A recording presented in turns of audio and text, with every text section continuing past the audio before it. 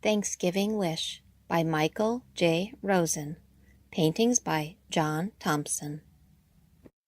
Once a year, ever since Amanda knew the word Thanksgiving, her family would travel to her grandmother Bobby's house for the holiday. Even more than Hanukkah or Passover or the other Jewish holidays that Bobby loved to share with her family, Thanksgiving had always been Bobby's special holiday. At sunup, Amanda, her older sisters Carolyn and Betsy, her mother, and her father all began the drive across 3 states to join her aunts, uncles, and cousins at the house where Bobby's 3 children had been born. Bobby often visited them, but it was only once a year that Amanda and her cousins, all of them older, gathered at their grandmother's house. The whole month of November, Bobby prepared the exact same meal that she had cooked for, well, it was hard to remember, but for at least as many years as Amanda's mother could remember, without the slightest help from anyone, not even from Grandpa when he was alive. Bobby cooked every one of the dishes they'd passed from dining room to kitchen to living room. Even with everyone squishing together, they needed 3 tables. Bobby would always have known of someone's relative who had nowhere to spend the holiday, and she would set an extra place. Bobby cooked 1 holiday dish each day, say her famous maple applesauce, alongside whatever else she was cooking for her own dinner or lunch. No single part of her Thanksgiving dinner was less than a family favorite. A tom turkey so heavy that Bobby recruited the neighbor's son to lift it in and out of the oven, a stuffing made from her own braided challah, the zymes of prunes, and apricots that stewed all day with lemons, and both kinds of potatoes, the chicken soup with matzo balls so light they floated, snowflake rolls, gelatin molds with 10 different layers it took days to make, a trout-shaped cranberry mold, honey cakes, and of course enough pumpkin pies for each family to take one home. But for Amanda, the best part of the visit came right before bed, her Thanksgiving wishbone. All year long, her grandmother saved the wishbones from every sort of bird she cooked. Picked clean and washed, they dried along the curtain rod above the sink, a whole row of future wishes awaiting the arrival of her grandchildren. Somehow, even after Grandpa died, and she had only herself and the occasional stray cat to feed, Bobby's supply of wishbones was large enough so that every grandchild could have 1 wish each night during the Thanksgiving visit. "What size wish do you have tonight?" Bobby would ask, sitting on the edge of Amanda's bed. In her hand lay 3 wishbones, a big tom turkey wishbone, a medium-sized wishbone from a roasting chicken, and a 3rd wishbone from a little game hen. When Amanda's father's company considered moving them all far away, or when their cat Augustine hadn't found its way home after a week of being lost, Amanda chose a tom turkey bone. The chicken wishbone seemed right for starting piano lessons and hoping that Lorraine Caldwell would quit calling her names at school. Amanda picked the littlest wishbones for wishes like her first pair of ice skates and a ton of snow that might close school so she could use them. "Ready? Hold tight," Bobby would say. 1, 2, 3, snap. Whoever held the largest piece of wishbone would have 1 wish granted, as long as the wish was never mentioned to anyone else. The Thanksgiving before Bobby died, as unexpectedly as anything you want to live forever dies, Amanda asked her a question. "Bobby, I've always wondered, what are you wishing for tonight? I know we're not supposed to tell, but maybe, well, can you tell me what you wished for last year?" Her grandmother held out the wishbone for Amanda to grab and said, "Tonight? Last year? I'm wishing for the same thing I wish for every time." "And what's that?" Amanda asked. Bobby paused, as if she thought Amanda might guess the answer, and then replied, 1, 2, 3, snap. as if that were the answer itself. And so, for the first Thanksgiving without Bobby, Amanda's family invited everyone to their new house. Really, it was an old house with 3 floors and lots of rooms that needed every sort of fix-up and repair, but the dining room would be spacious enough to hold everybody around one table. So Thanksgiving would be their out-of-town relations' first visit.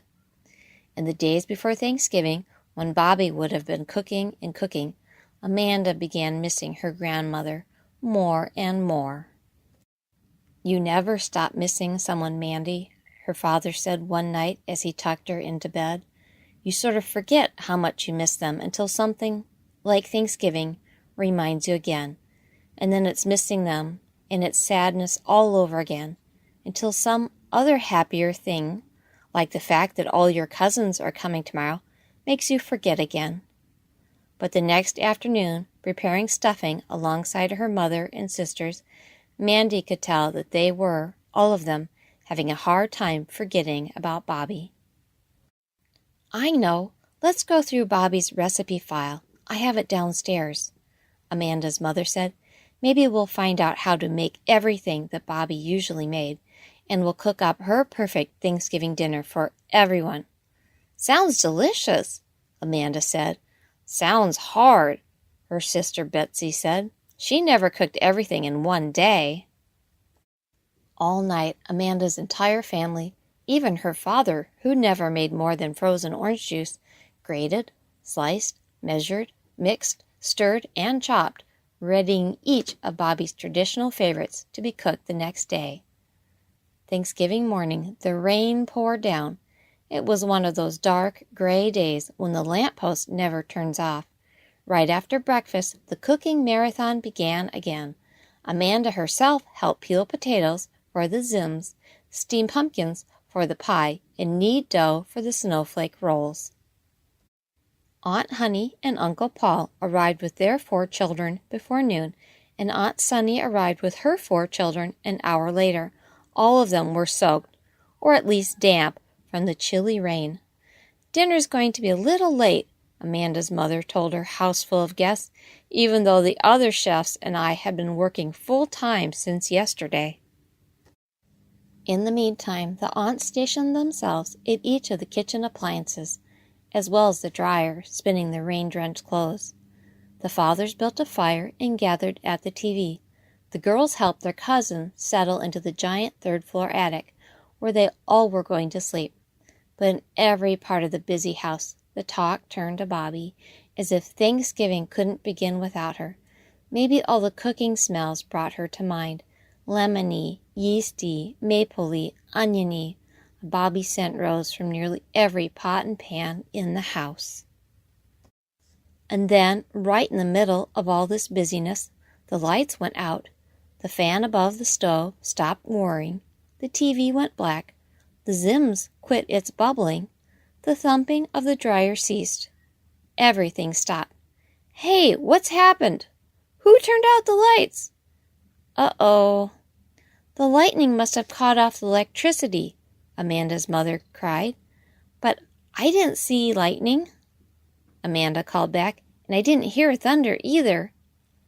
"She's right. All the neighbors have power," Aunt Honey observed from the window. "I'll get the candles," Amanda's father said on his way to the basement. Even though it was only 3 in the afternoon, the rain clouds made it look like evening. "Oh, this is just great," Aunt Sunny said. "Raw turkey, hard potatoes, cold soup, soupy pies. Well, I suppose we can have crackers and applesauce for dinner, right?" "We need more than candles," her father announced from the top of the basement stairs. "We've blown the fuses. Between the stove, the 2 ovens, the microwave, the dishwasher, the dryer, and all these lights, we overloaded the old electrical system. I'm afraid it's candles until the hardware store opens tomorrow." "But Thanksgiving dinner!" Amanda's mother exclaimed. "Don't get upset. We'll figure out something," Aunt Honey offered. "If only we had a whole month to cook, like Bobby." But before anyone could speak, a knock was heard at the side door. Amanda opened the door to find an elderly woman bundled in a raincoat, clutching a small umbrella. "I saw that your lights went out. Is everything all right? I'm Betty Yee. That's my house across the alley. You might need this," she said, holding out an enormous flashlight. "Mom," Amanda called, "it's our neighbor, Mrs. Yee." With all the unpacking, painting, and new schoolwork, Amanda's family hadn't really met their neighbors. Her parents, clearly embarrassed by this, hurried to the door. "Oh, how kind of you. Come in. Dry off. We've blown the fuses, cooking everything at once." Mrs. Yee stepped inside and switched on her flashlight. Its beam shined across the pale turkey, the unbaked pies, the counters lined with all the raw, uncooked, and cold parts of dinner. "Now listen to me. I have nothing cooking at my house," Mrs. Yee told him, "so please come cook it there." "Oh, no, we couldn't dream of imposing on your holiday plans," said Amanda's father. "But I have no plans. I celebrated with some friends much earlier. Come, let's just carry it all across the alley. You'll finish cooking there." Amanda's parents offered more polite refusals, but Mrs. Yee insisted, and no one else offered any other possibilities. Out into the rain, Amanda's family paraded in pairs. Some carried covered dishes, and others held up umbrellas and draped plastic tablecloths over their heads. Unfortunately, the tom turkey was too big for Mrs. Yee's oven. The giant pot of chicken soup fit across 2 of her stove's burners. "But as for a microwave or an electric mixer—" "Well, at least start the pies," Aunt Honey suggested, "and I'll come back and bake the snowflake rolls." "Don't worry. I just thought of the perfect solution," Mrs. Yee said. "I'm pet-sitting for the Reynolds family next door. They're all in New York now, except for their sleepy old dog, and he's probably not using their oven. They have an extra modern kitchen." Armistead, the bearded collie, couldn't have been happier to have this Thanksgiving company. Although the turkey fit into the Reynolds oven, no one can figure out how to program the temperature. "I think it's a convection oven," Amanda's mother guessed. "It's too technical for this old bird." So this time, they left a couple of other dishes to heat in the Reynolds microwave, which was easy enough to work, and headed toward the door, ready to give up the turkey and stuffing. "Not so fast. Now it's over to the Ashers," Mrs. Yee announced, pointing across the block to the house 2 doors away from Amanda's. "They ate around noon, too, I think. I noticed all the cars." Sure enough, Mrs. Asher welcomed her new neighbors and their turkey into her house. She listened to the story of their Bobby's legendary meal, and she led Amanda's father straight to her oven. "And I happen to be an expert at basting, so go enjoy your company, and I'll call you when it's about ready." Amazingly, Bobby's complete Thanksgiving dinner would be served after all, with Amanda and Aunt Honey cooking at Mrs. Yee's house, Carolyn and Aunt Sunny at the Ashers, Betsy and her mother, and Armistead at the Reynolds, while all the husbands and cousins waited in the candlelit dark of the new house. But it was hard to cook in other people's kitchens, and it was even harder to cook things that they had never before attempted. In each of the 3 kitchens, Bobby's children and grandchildren were wondering if this had been such a good idea. Much later, through the downpour, the family paraded back to Amanda's house with their potholders and umbrellas and covered dishes. This time, Mrs. Yee couldn't refuse their offer, and Amanda brought Armistead, who, she decided, shouldn't spend the holiday alone. "We tried our very, very best to recreate all of Mom's dishes," Amanda's mother began. "But, well, as you know, not everything went as planned." "It all looks wonderful," Uncle Paul said. "She couldn't have done better." "Well, I know her gravy was never lumpy," Amanda's mother admitted.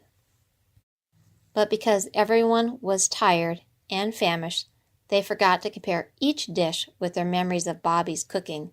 There in the dark, surrounded by windowsills lined with candles, all of Bobby's children, grandchildren, and last-minute guests managed all the laughter and the storytelling and the second helpings that they had shared every other Thanksgiving around Bobby's table. just as everyone began to lean back in their chairs, so full and satisfied, and just as the serving plates were passed one more time in case somebody couldn't resist another spoonful of something, Amanda started to cry. "What's wrong, Mandy?" her father asked. All eyes in the room looked to Amanda as she pointed to the wishbone on the platter Aunt Sunny was holding. "There's only one bone for wishing on. No one saved them up for all us little kids," she said. Both of Amanda's parents came to her side, but not before Uncle Paul could say, "Since you're the youngest of all the grandchildren, you should make the wish. You probably got the fewest wishbones of anyone here, right?" While no one disagreed with the suggestion, Amanda's tears didn't stop. She managed to say, "But there's no Grandma to wish with." For the longest moment, no one knew what to do or say. A few knives and forks were slid across the mostly empty plates. The rain suddenly seemed especially loud against the panes. But then, from among the ring of chairs shoved arm to arm around the table, Mrs. Yee asked, "I wonder if I could be the grandmother. I mean, I am one, you know. 8 grandchildren, but they're in Washington, D.C. Amanda looked at her mother and her father, but they merely returned her gaze, as if only Amanda knew the answer. Finally, she reached for the wishbone and looked over to Mrs. Yee. "We'd all be honored," Amanda's father replied. "You'll have to tell me what to do," Mrs. Yee said, reaching toward Amanda. "Whoever breaks off the biggest half gets to make a wish," Amanda explained. "But you can't tell what the wish is, or it might not come true." "That sounds fair," said Mrs. Yee. "Oh, and since this is a big wishbone, you're allowed to make a big wish," Amanda said. "Now press your thumb here, and on the count of 3, pull." All the eyes in the room watched the wishbone as if everyone were joining in to make the same enormous wish. 1, 2, 3, snap. "Oh, well," sighed Mrs. Yee, holding her small splinter in the air. "I'm afraid I've lost." A smile returned to Amanda's face, but the tracks of tears still shone on her cheeks. "You know what I wished for?" she asked of no one in particular. "Amanda, you're not supposed to tell," her sister Betsy barked. "Well, I can say this one, because it's the kind that can't come true. Anyway, I wish Bobby were here." "Oh, Amanda," her father said, "we all wish that, don't we, everyone?" And indeed, everyone at the table mumbled yes, almost at the same time. Her mother said, "Make another wish, sweetie, one that really might come true. But I can't think of what to wish for." "Well, maybe since we're all thinking about Bobby now," Amanda's mother said, "she wouldn't mind if I told her secret. Do you know what wish Bobby made each time she broke a wishbone with each of you?" "No, tell us." "She wouldn't tell, and I even asked one time," Amanda said, looking to each of her sisters and cousins to see if they knew. Amanda's mother stood tall again and pressed her thumbs together as if to break an invisible wishbone. Bobby made the same wish every time. She wished for you to break off the bigger piece. "But why?" Amanda asked. "She wanted to lose?" "Don't you see? Because her one wish was to have your wishes come true." Amanda's thought about that a long time, long enough for some of her relatives to start talking again and for the rain to quiet down, long enough for Armistead to nose his way beside Amanda's chair to check for a dropped chunk of stuffing, long enough for Mrs. Yee to begin a story about a Thanksgiving in San Francisco, where she used to live. "Now I know my wish," Amanda announced at last, and she lifted her wishbone with its flat tip pointing up like a make-believe candle in flame. "But I'm not telling. It's a secret between Bobby and me." And though Amanda never did tell anyone her wish, every year after that, her family, Aunt Honey's, and Aunt Sunny's families, and even Mrs. Yee, who became a good friend, Each saved up a year of wishbones and made their wishes on Thanksgiving night. The end. For the grandmothers we never stop remembering, MJR. For my grandmother Margaret, my mother Dorothy, my wife Darren, and my sisters-in-law Kathy and Lauren, thank you for all the wonderful Thanksgivings. JMT. Thanks for watching. If you enjoyed the book, please like it and check out the other awesome books on my page, Reading Rhino.